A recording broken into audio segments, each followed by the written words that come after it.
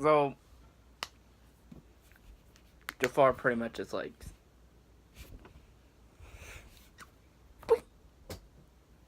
Aladdin off the cliff. But enough of me describing the plot. Let's just talk about the pros of the movie.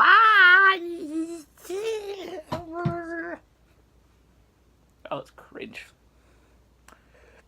So, first off, let's talk about the story. The story is what you expect is the original movie. But unlike the Beauty and the Beast remake, they didn't just copy paste the original movie. They put a spin to it. They added some new elements. And it's not just like 2 new elements. Things are different in this movie to the point where I can call this a legitimate remake. And to the point where it's not shot for shot reimagining as a la Beauty and the Beast, or completely different from the original, a la Maleficent and Pete's Dragon, and kind of Dumbo. So, yeah. Oh, and I guess in the completely different category, we can include Alice in Wonderland and The Sorcerer's Apprentice. You know, a lot of people forget about The Sorcerer's Apprentice whenever they're bringing up the Disney remakes. I don't know why. Right, so yeah, I like what they did with the original source material, and yeah, the cinematography in this movie. They done a good job with the cinematography. I really like what they've done.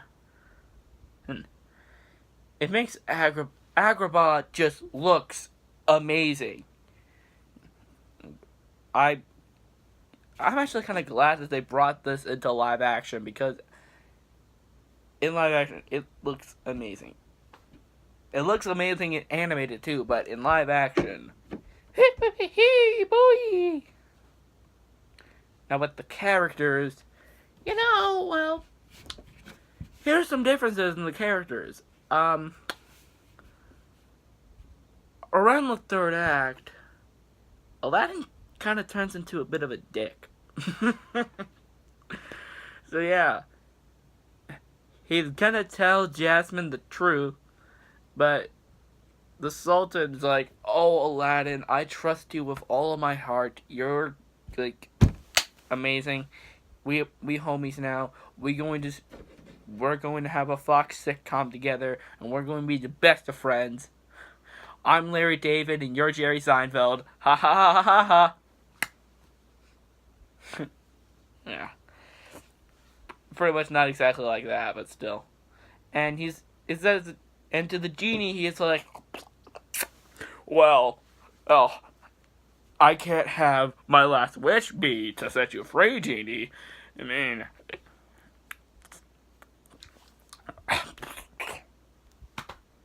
I need you." But when you get down to it, the genie has been kind of good to Aladdin throughout this entire movie, and apparently Aladdin has been nicer than most of the other masters that the genie has had, and they're still friends afterwards. And I'm like, what is the point of that? Is it just so you can make it easier for Jafar to get the lamp? And Jafar gets captured in this movie before he gets the lamp, and they seriously just let him go. he planned to overthrow the Sultan and possibly kill him. You idiot! Why don't you just kill Jafar? That is the obvious thing to do! Crap! So, anyway, enough of that tangent. But still, the acting's good. And Aladdin and Jasmine, they look freaking sexy. I mean, I'm into women, but Aladdin, I mean, that's a good looking man right there. And Jasmine, dear God, she is hot. She's fine. I mean, the animated one's already fine, but But I will admit, the live action one doesn't show off her belly button at all. So, you don't see that beautiful stomach of hers. And, you lost some points there, movie.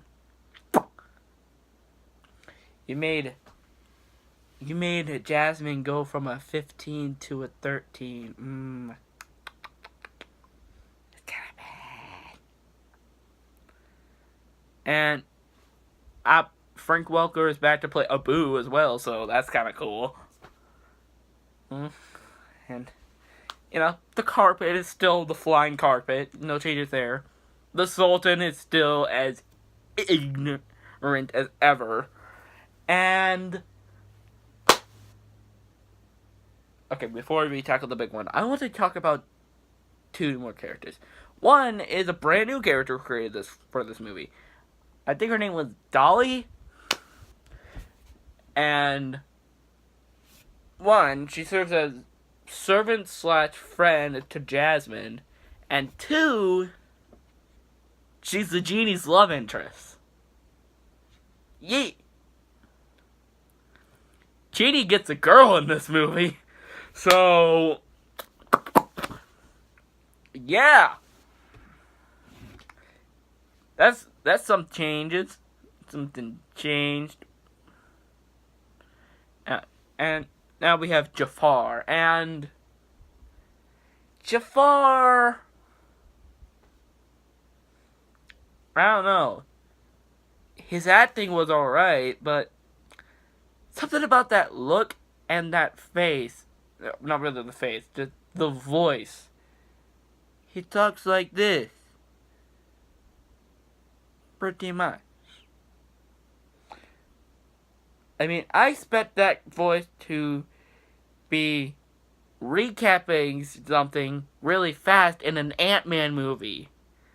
Not to be all threatening and trying to take over an entire kingdom. I mean, if you got someone like, I don't know, Tom Hanks, you could probably pull it off. I mean, I don't know. I feel like you need someone with a deeper voice for it. I know that this isn't animated, but still, I feel like we need someone who can, for Jafar, we need someone who A, looks the part, and B, sounds the part. Who can sound menacing. If the villain doesn't really sound menacing, then, yeah.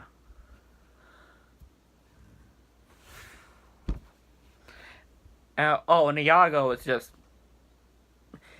instead of being voiced by Gilbert Godfrey in this, he just standard parrot talk. Okay. Now we come to the big boy on the playground. Will Smith as the genie.